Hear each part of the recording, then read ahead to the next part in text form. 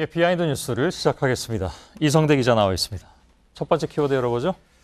네, 첫 번째 키워드입니다. 미르재단 미리 알았나라고 잡아봤습니다. 예. 미르재단 해산 결정에도 불구하고 의혹이 계속되는 가운데 약 1년 전이죠. 칼럼 하나가 새삼 주목받고 있습니다. 정부가 미르재단 기금을 강제 할당했다는 의혹을 제기했기 때문입니다. 아, 그때 이미요? 예. 구체적으로 어떤 내용입니까? 네, 보면서 설명을 좀 드릴 텐데요. 예. 지난해 11월 18일자 한국경제 수석 논설위원회 기명 칼럼입니다. 자, 이런데도 법인세를 올리자고 한 내용인데요. 첫 문장부터 재단법인 미르라고 들어봤는지 모르겠다. 문화재단인데 정부가 주도해 세운 조직이고 당연히 정부 재정이 투입됐어야 한다. 자, 정경련이 자발적으로 만든 게 아니라는 주장을 펼치고 있는 겁니다. 예. 야권에선 미르재단 출범 과정에 청와대하고 이른바 비선실세가 관여했다는 의혹을 계속 제기하고 있고 정부하고 전경련은 사실이 아니다 이렇게 계속 이야기하고 있는데 1년 전에 칼럼이 이미 이걸 반박하고 있는 그런 상황이 돼버렸네요. 그런 모습인데 더 눈에 띄는 대목이 바로 그 다음에 나오는데요. 자, 이런 대목이 있습니다. 자, 그럼에도 불구하고 정부에서는 정부 돈을 투입하지 않았다. 삼성, 현대차 등 기업들이 486억 원을 출연했는데 왜 돈을 냈냐고 물었더니 답은 내라니까 냈다. 주어가 생략돼 있습니다. 예. 누가 내라고 했다고 물어봤더니 다 아시면서라는 답이 돌아왔다. 자, 다 아시면서라는 대답은 가장 추상적이지만 또 반대로 보면 가장 구체적인 답변인 셈입니다. 예. 자, 이미 1년 전부터 재계에선 왜 정부가 기업들에게 떠넘기느냐는 볼멘 소리가 나왔다는 주장입니다. 예. 적어도 자발적이라는 얘기는 이미 이때부터 아니라는 걸로 이제 증명이 돼버린 셈인데 글쎄요, 논설위원이 직접 기업을 취재해서 썼다고 하니까 신빙성은 꽤 높아 보이는데 어떻습니까? 일단 보통 칼럼은 기사와 다르게 사실보다는 주장을 쓰는 칼럼이긴 하지만 예. 이런 식으로 직접 본인이 취재해서 그 상대방의 입으로 썼기 때문에 신빙성이 있다고 볼 수 있습니다. 예. 다음 키워드는요? 자, 두 번째 키워드입니다. 자, 단식을 대하는 방식. 자, 이정현 대표의 단식이 끝났지만 단식을 대하는 정치권의 민낯이 또 한 번 드러났다는 분석입니다. 자, 하나 보실 텐데요. 한정혜 더민주 의원입니다.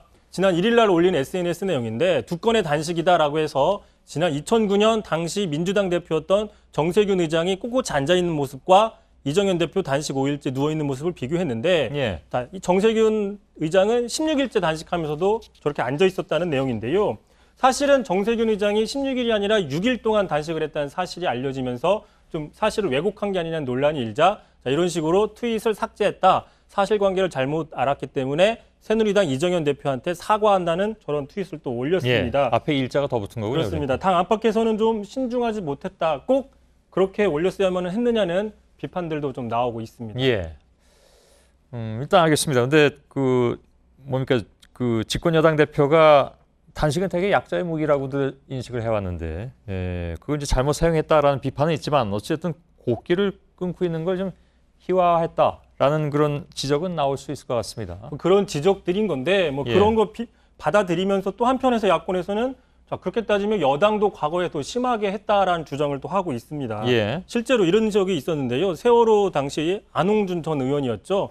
자, 만약에 세월호 가족들이 제대로 단식했으면 벌써 실려갔어야 되는 거 아니냐. 의혹 제기를 해서 상당히 논란이 됐고 당시 사과를 했습니다. 예. 영주표 경남지사 한번 소개드렸는데요. 단식하는 도의원에게 쓰레기가 단식한다라고 발언을 해서 논란이 있었는데 예. 자, 이번에 이정현 대표에 대한 단식 여론이 좀 좋지 않은 게 그간 단식을 바라보는 여권의 이런 태도들이 부메랑이 돼서 돌아온 게 아니냐는 게 야권의 또 시각이 있습니다. 예.